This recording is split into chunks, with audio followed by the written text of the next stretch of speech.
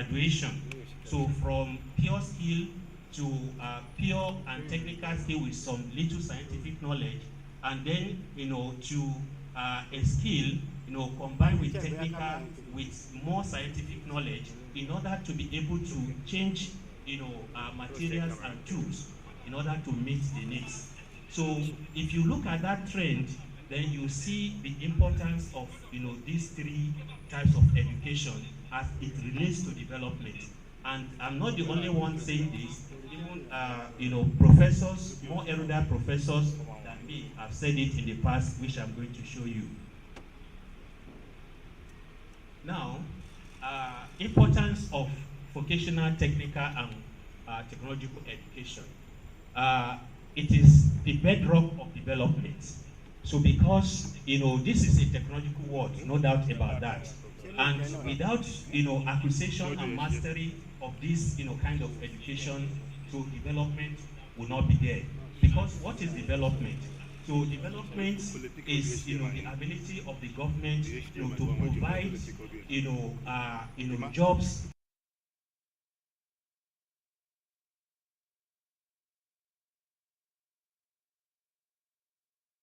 Move, industry is going to move, education is not going to move. So now, what is the tool for production of jobs? It is technology. Because everything from where we're standing today, the microphone I'm using, the fan that is fanning us, the AC that is here, the seat that you sit on, everything here is a product of technology. So meaning that if you remove technology from this hall, so we'll just be here looking at each other, perhaps standing in the sun, you see. So we can see that if you want to pursue technology and development, then you have to emphasize technology. Then it is the pivot for continuous development, that even after achievement of development, you still need technology to continue to develop. Otherwise, you'll be stagnated.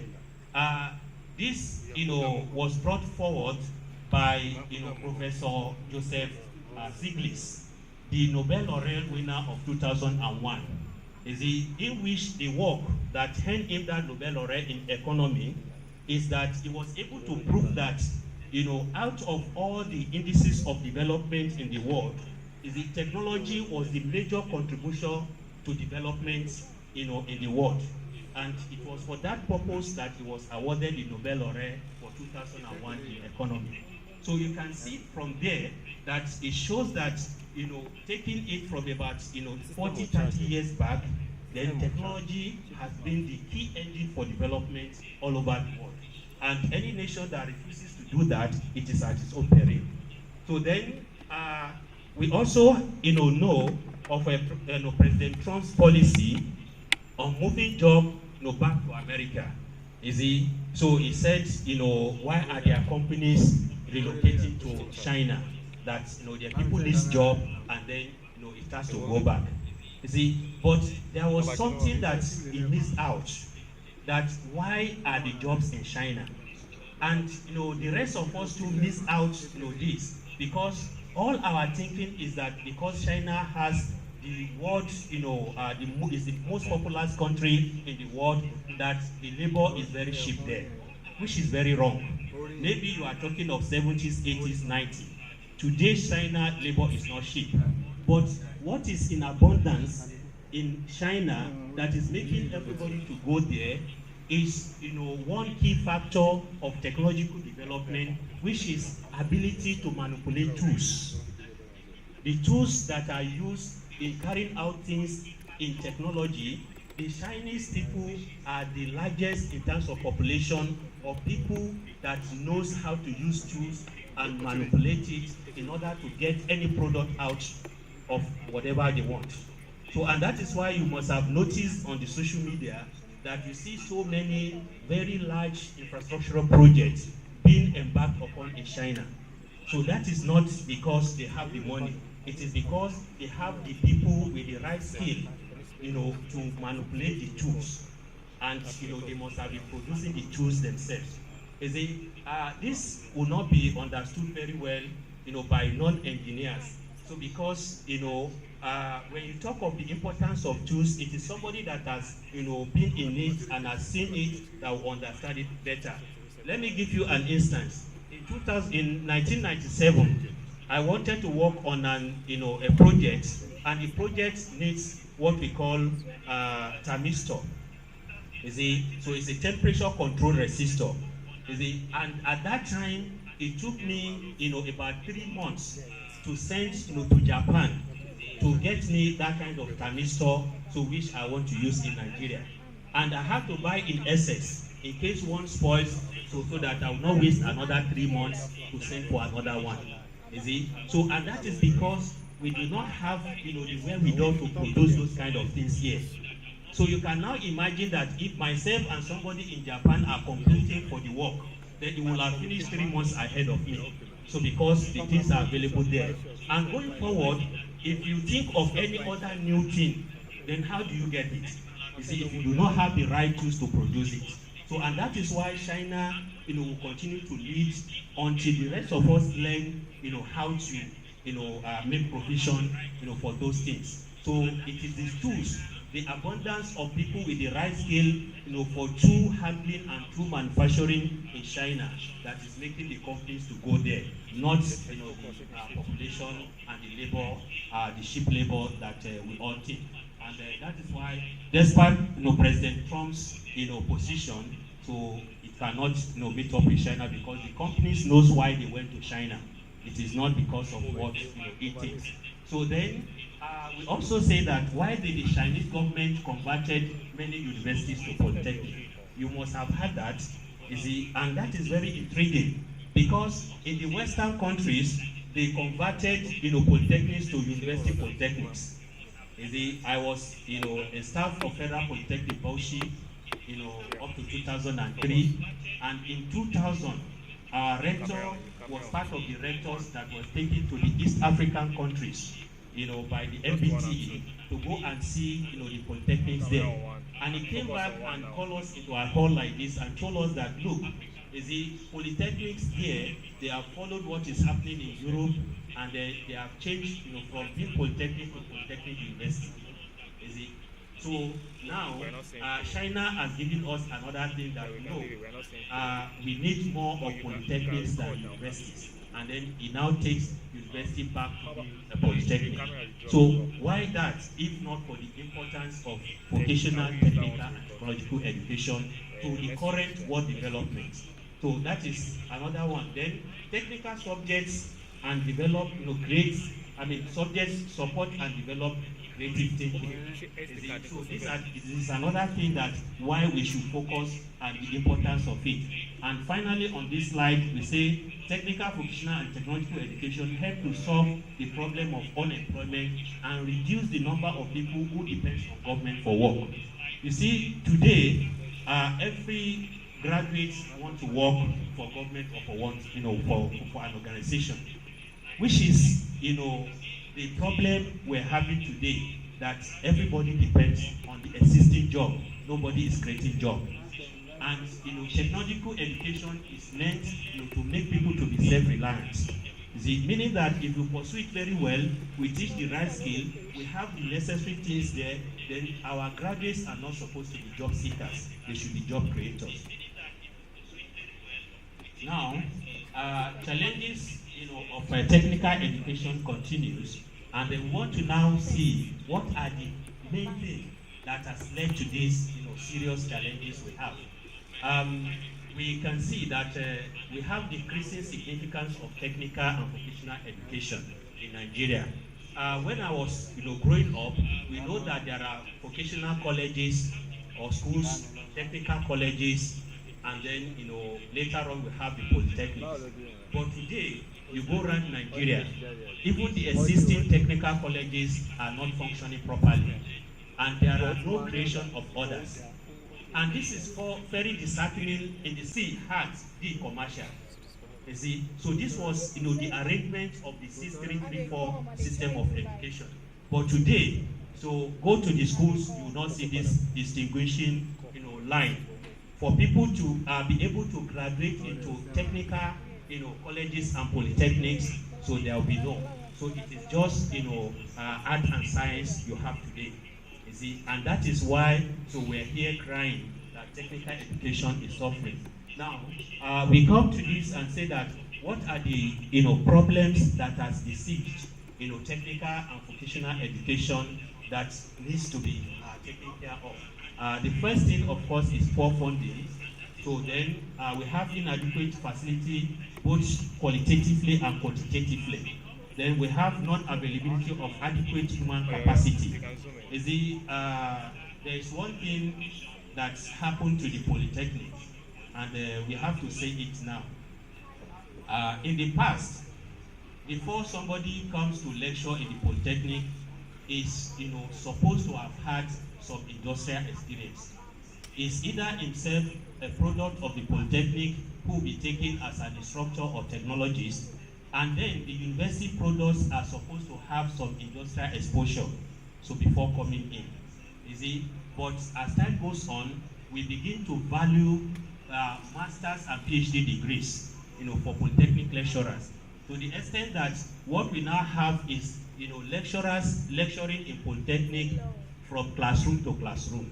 That is, they finish their university, no industrial exposure, and then they come to the Polytechnic and to rain down the same theory so that they were taught there. You see, leaving out, you know, that's, you know, very important aspect of the technical or, you know, occupational practice that will have enhanced their, you know, learning. But somebody did something fantastic, because for every problem we have to have solution. My former rector, you know, in the Federal Polytechnic Bauchi is Professor M.L. Audu, is in the US now. So what he did during his own tenure was to introduce, you know, industrial, you know, training for staff. You see, so because there is a clause, so that, you know, there is research training that, you know, staff are entitled to. You see, so but these things are usually silenced. So because it comes with some financial benefits, and you know our administrators don't like spending. You see, so many people became silent on it. But when he came and he realized, himself being an engineer, he realized that, you know, Polytechnic lecturers are supposed to have some industrial touch, and many of them are no more having it. He introduced that industrial training in place of the research, and then he started encouraging us. And that was, you know, the program I benefited from, that I came all the way from Bauchi to Ibadan to learn about computer, you know, repairs and maintenance. You see, yeah. So you can see that, you know, that is, you know, something that is missing, and which we should try to get back into the Polytechnic system. So because you cannot just be teaching theory, so to somebody that is supposed to be on the field. Yes, I know the mix, you know, will also enhance that by having some HND holders and you know, degree holders. So, but we also know that because of the discrimination against the HND holders, so many of them are not encouraged to even deliver. You see, I face this discrimination even as a Polytechnic lecturer. So that when we go to ASU meeting, so the degrees holders, you know, will not want us to be anything there. Because they feel that, you know, these ones are HND holder, let us just push them back. You see, so when you have a system that is discriminating against its own product, then how will the product, you know, be able to perform? So that is why the mix is not working. So because those people who are technologists and instructors are not, you know, accorded, you know, respect and honor in their own system, and as such, they fail to deliver as it should. So we should look at that. Then we have the issue of brain, that the people that knows goes. You see, despite the fact that I have a Polytechnic training and I have the practical knowledge, because actually my background is from roadside electronics and electrical machines. So I did about 4 years of that in Lagos. As I was in secondary school, I was an electronics apprentice, and at the point, I was an electrical machine apprentice. So that is why I was able to integrate. But despite, you know, that my background, and I know that, you know, I know something in that area. So, but because, you know, of the discrimination in the Polytechnic system, as soon as I bagged my masters, I ran away. You see, so because, you know, we have to address this. You know, otherwise, you know, many other people like me will have to leave the system. So we have the normal brain drain, which is, getting out of the country to go and work, and then we have the internal brain drain of people leaving the polytechnic, to universities or to other places. So this has to be addressed as well. Then, poor staff training, like I've said, we have to continuously train our staff, because technological area is a very dynamic area. That, even when you know something today, in the next 5 years, if you are not retrained, you are left behind. So retraining will have to come. Maybe my director, you have to maybe abide or adopt what Professor Emil adopted in Bauchi by sending all staff on staff development training, so to industries, for us to go and learn one particular area. So we have to do that again. Then we know that staff remuneration is very poor in Nigeria, so that has to be addressed too. Then inadequate provision of instructional materials and workshop facilities. We know that I visited my workshop, the workshop of electrical engineering today. I'm happy that people are there still keeping things on. So, but the state-of-art facilities that is expected for an electrical engineering department is not there. And why would it not be there? Because the first thing, that funding issue. See, so but we are going to look for a way around it, because we cannot continue to lament. We have to look for a way around it, and I'm going to present that one in a short while. Then social appraisal of poor societal perception. So I've said that one. And then government priorities. The federal government of Nigeria, the state government of Nigeria, they are not, prioritizing technical, vocational, and technological education at all. And I'll give you an instance. In 2023, just last year, so before the handing over, the National Assembly, led by Honorable Bajabi Amila, called for an educational summit in Abuja. And I sent a paper. In fact, that is the beginning of this topic. I sent in a paper to be presented on funding education. You see, but when we got there, we were not allowed to present. So they only told us that no, we just listen to some papers, and then there and there, they will conclude. You see, so but what is relevant to this gathering is that you know that out of all the presenters, there is nobody from the Polytechnic, no rector was invited, no provost of College of Education was invited. You see, we are discussing funding education in Nigeria, and all the presenters are all from the university. You see, so the rector of one of the polytechnics in the East was in attendance, and he had to stand up out of annoyance and say, what is this? So do you mean that university is the only educational sector in Nigeria? You see, and you are discussing these vital topics without anybody from the Polytechnic and College of Education sector. So that is, a very typical example of how the government has, left, the technical and vocational education. That when they are talking of education, they are only talking of universities. Yes, we are all university products, and we value the kind of knowledge that is there. But when you are talking of development, then there should be synergy between all these sectors, so that everybody has something to bring to the table for us to develop, not only the university. So government will have to redirect its priorities to begin to see every aspect of education as very important to our national development. Okay, it's put in. Okay, so I wish I see.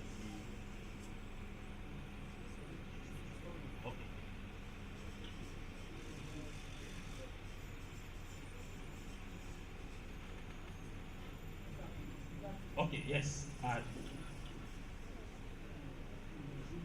Yes. Now, we're talking of, technical, vocational, and technological education. And, this is a very dynamic area. As I've said, it is something that is, keeping on developing at a very faster pace. Now, in addition to what we have known to be, this education, there are so many emerging areas that, the polytechnics will have to take, and then develop curriculum for and start to develop people for it. You see, and that is why I itemized only few of them here. We all know that ICT is the domineering, technological field now. That everything we do is now ICT. So, and I'm very much aware that the Federal Polytechnic Bauchi, Ilaro, and other polytechnics too must have imbibed a lot of this. But, how strong are this, level of ICT in our institution? And that is why I quickly put this. That the first thing is that requirement of the fourth industrial revolution. You see, we're going into the fourth industrial revolution now, and it has its own requirements which has to do with ICT. So then how prepared are we for that? Then we have the fifth and the sixth generation of IT infrastructure. You must have been hearing of 5G, and then 6G is coming now. You see? So how do we develop technical skills to match up with this development that is fast approaching us and which we may not be able to run away from? So then we have the Internet of Things.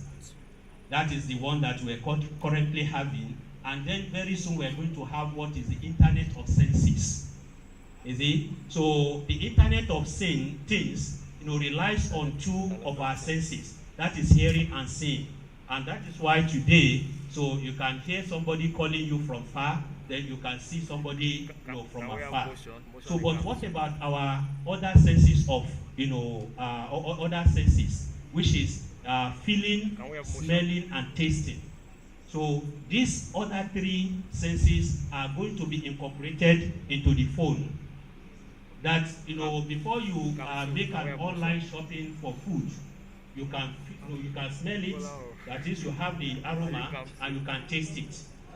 Yes. Yes. So works are seriously ongoing in that area, so that all these other senses are going to be brought to us through our phone, and that is going to be enabled by the 6G technology. You see, because what that means is that more data transmission, so which means that you need more speed and then you need more bandwidth, and it is only at the 6G that you can attain that. Then how do we quickly begin to train our people for the technical support for this kind of technology before it comes? So we have to also do that, and then we secure to prevent the negative actions. So that is to say that in ICT we know that there are so many negativities. You see, we know of identity theft. We know of people cracking into people's privacy and the rest of them. You see, we have to also do a lot. So we call it cyber security, internet security, and so on and so forth. We have to also do, as we are trying to incorporate more and more of ICT into our system. So we should also know that we're dealing with young sharps, students, so who are crazy of ideas and who can do and undo. So we should also take care of that. Then I move on to space technology. You see, how many technologies and technicians have we in this area? You see, because this is not a very common thing. I know we have aviation, so but aviation is at the lower sky. So when we talk of space, maybe you are aware that during the era of President Trump in America, he created the Space Force. Apart from the Air Force that is already in existence, he now created the Space Force. So that is to go far higher into the orbit, and what is going to enable that? It is technology. It is more space equipment that will be there for people to be able to go far and manipulate things from there. You see, so there are space technology. We need people we need to train people for that area as well. Then marine technology. You see, we have this, and then you should remember that sometimes 2022, Professor Idris Bugaje, the head of MBTE, lamented that the oil industries, they were looking for people that can do underwater welding. So, but they could not source a single one in Nigeria. They had to bring them all from outside. So you can imagine what we're losing in terms of, money. That a job that is available in our country, we could not get people to do it. We had to go out to source for people. So how are we as a polytechnic training people or intending to train people in this area? That is another, emerging area. Then all of us are aware of artificial intelligence. You see, that is one that is, taking over everything now. You see, that, with artificial intelligence, our examination is facing a serious compromise. And so many other things, like that. It has its very good aspect, and it also has its own negative aspect. But we need to master it in order to be able to fight it, the bad aspect. So we need to produce people, that are also good in this area, in order to manage it. You see? So then we also have, biomedical engineering. Biomedical engineering is the aspect of engineering that deals with, medical equipments. You see, that are of engineering, origin. And this aspect is lacking in our society today. So to the extent that many of our medical equipment are not, spending their lifespan before they get bad.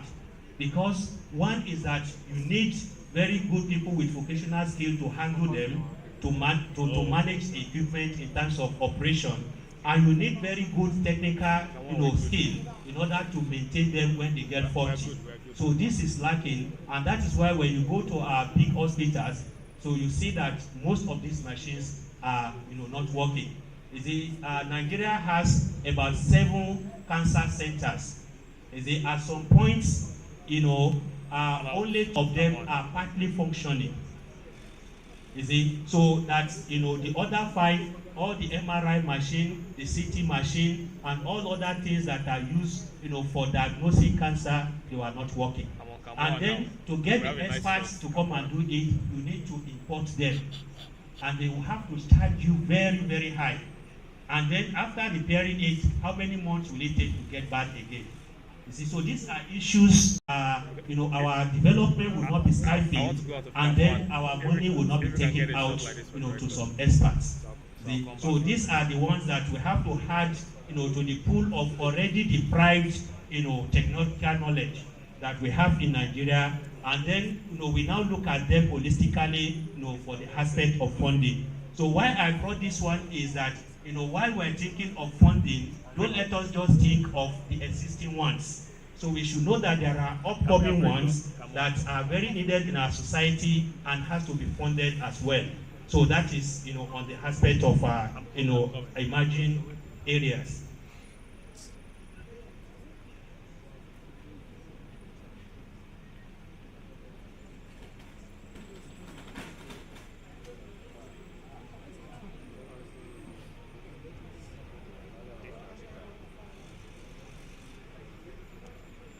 Come on now. We have a nice shot of the director.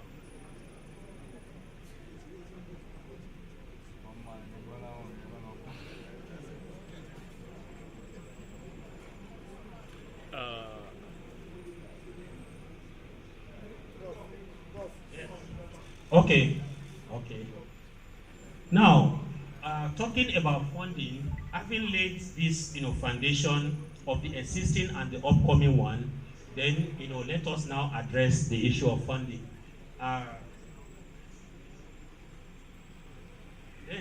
The first question I raised here is that how much do we need to fund vocational, technical, and technological education?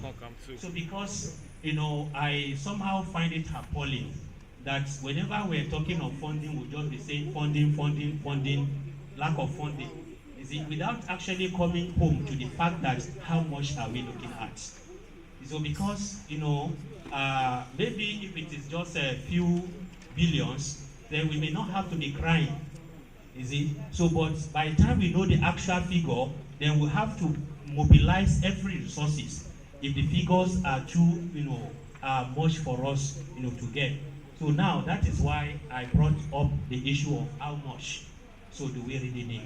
Now, let me take you through, some of my own thoughts on how much do we really need. Around 2013, the federal government of Nigeria came up with what is called needs assessment for Nigerian universities, federal universities. And at that time, so it was said that we will need 1.3 trillion naira. So in order to upgrade the then existing federal universities to international standard, you see, so 1.3 trillion naira. So that was what was established, for the federal universities in Nigeria.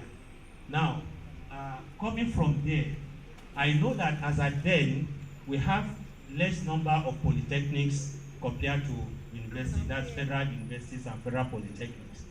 But, looking at the nature of polytechnic, that it is a technological intensive system.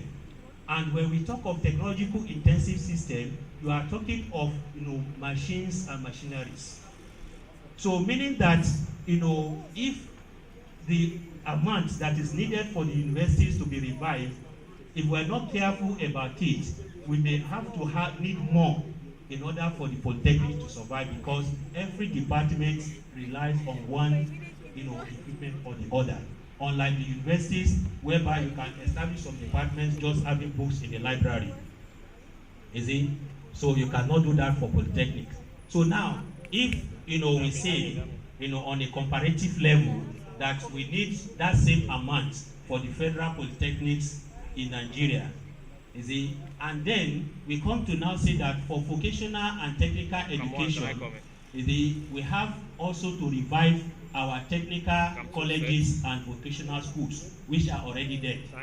So you can now begin to add up the figures that for us to revive, and looking at our population, how much or how many of these do we need of vocational schools and technical colleges? We see that we need them in thousands.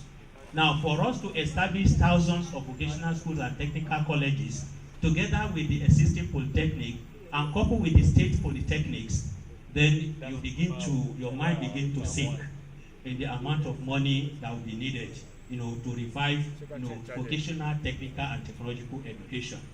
You see? So, and, bearing in mind that that research or that survey was carried out about 10 years ago, you see, meaning that without these emerging areas, that by the time you want to add these emerging areas into the whole thing, then you begin to know that we are in for a mess as far as funding is concerned. That the neglect, of years to years has come to tell on us now, so that we need to do something more urgently, in order to revive this, sector of education.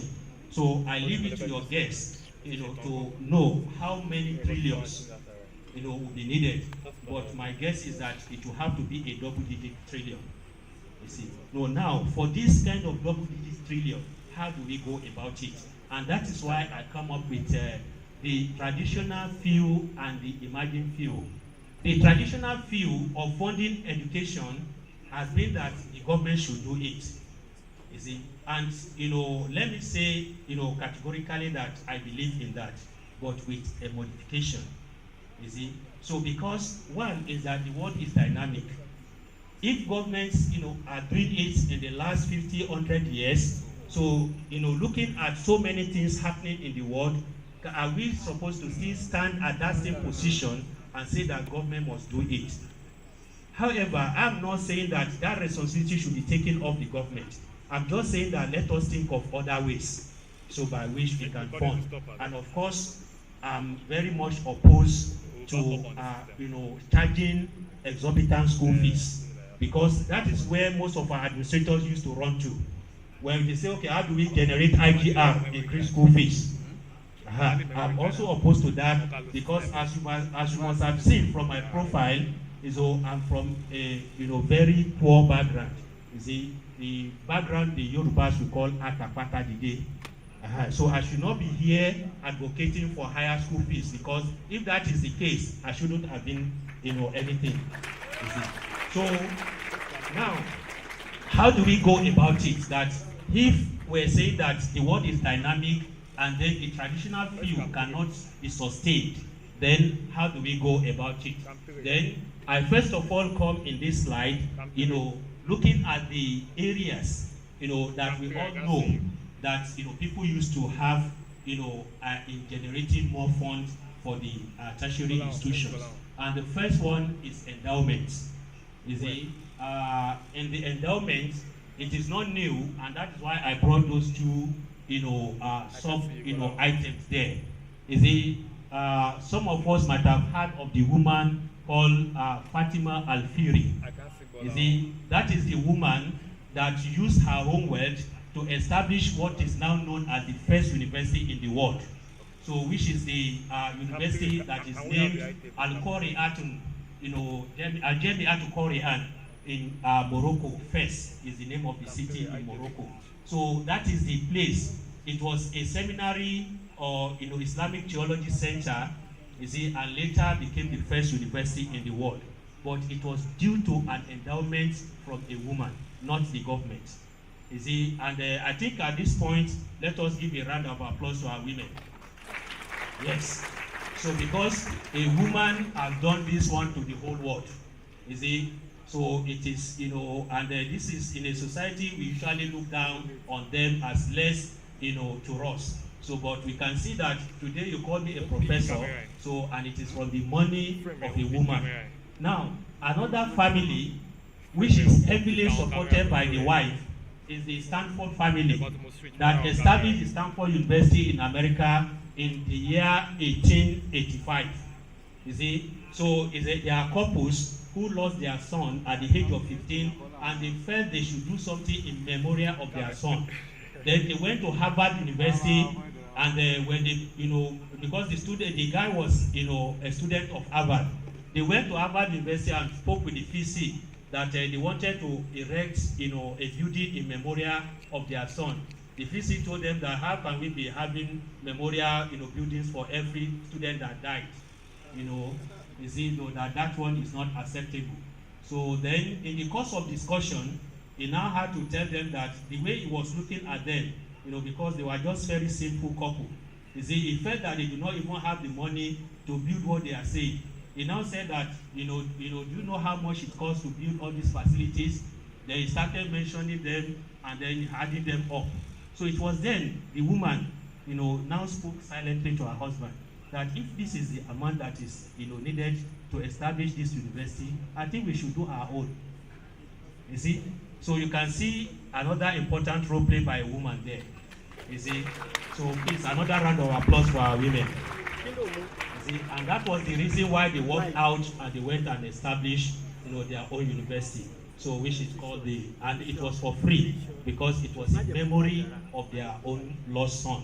You see, so you can see, so when we are talking of endowment, it is an already established thing that, institutions look for endowments in order to survive.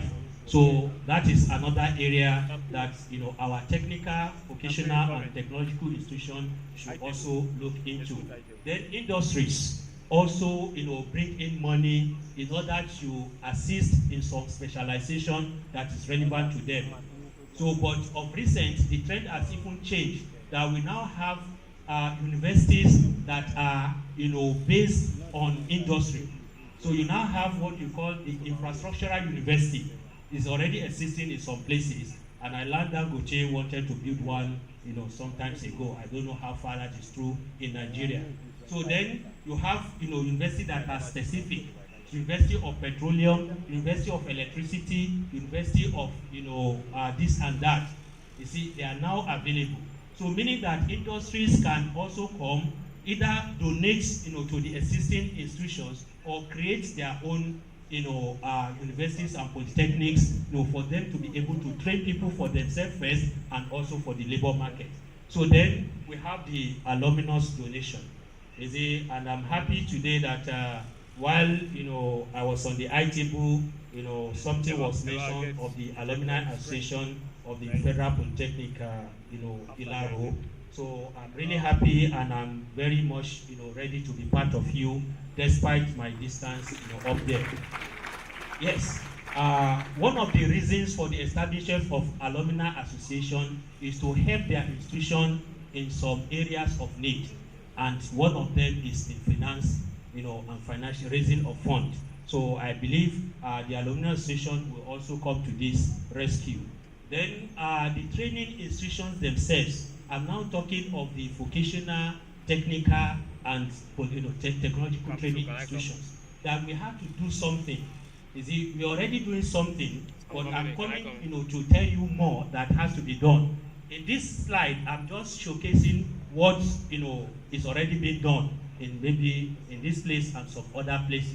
The first is that we use the equipment at our disposal to generate funds. You see, already some workshops in some polytechnics and some faculty of engineers in the engineering university are now being used as a repair workshop under the consultancy arrangement, whereby people can bring their cars for repairs in the institution, automobile workshop, and then be charged and be asked to pay. So that is an example of how to use the resources, because the use of those equipment for student training is not 24/7. And by engaging in this kind of work, you are also exposing the students to the work as well. So which means it's a double-edged approach. You're getting money, so your students are getting more practical exposure. So that is one. To engage in institution-related businesses.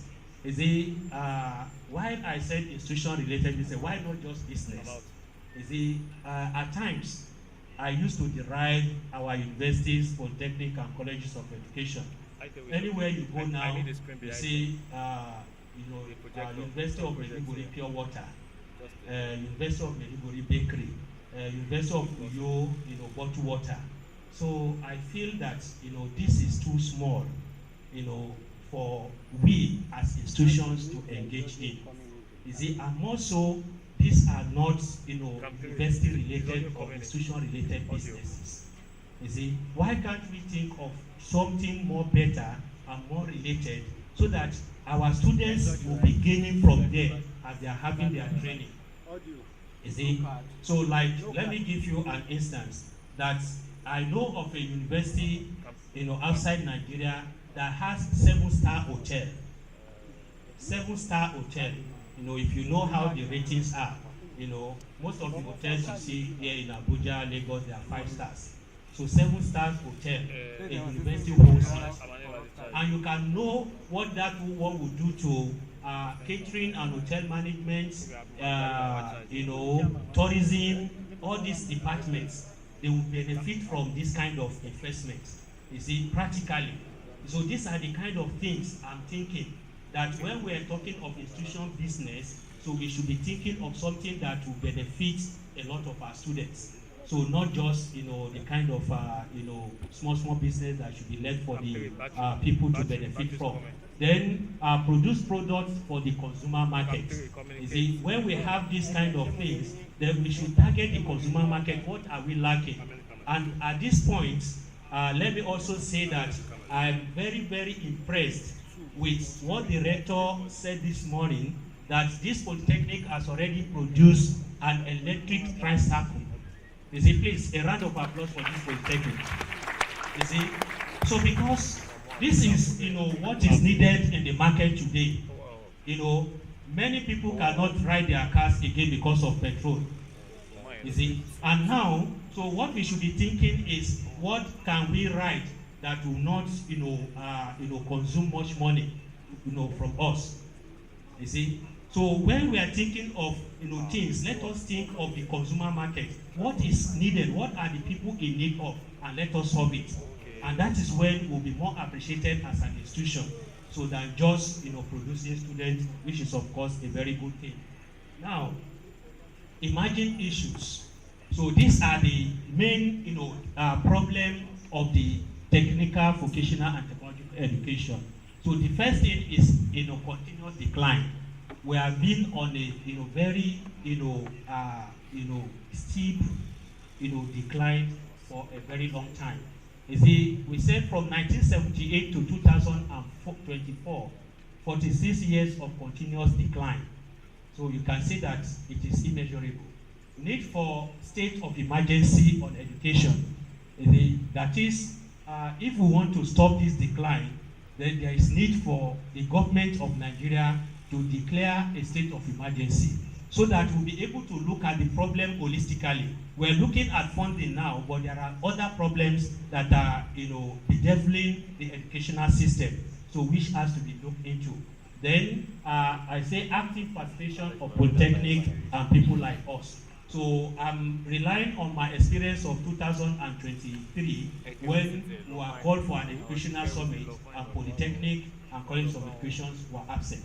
They were not invited. So when such a team comes, in case the government listen and say we're declaring a state of emergency on education for us to address it, then even if we're not invited, let us crash. So we have to be there.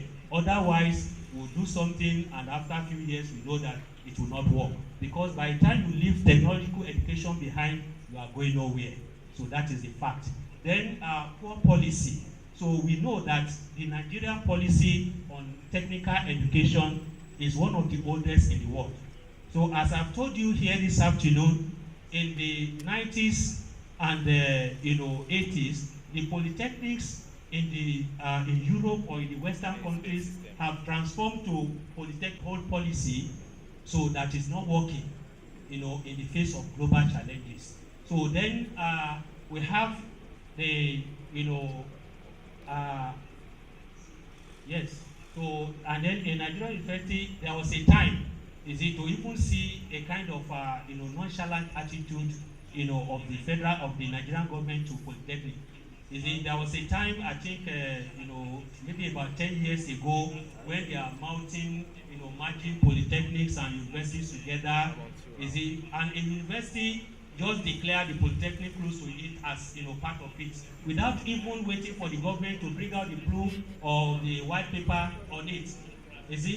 So you can see that this lack of good policy is affecting the existence. Is an essential threat to the existence of polytechnics.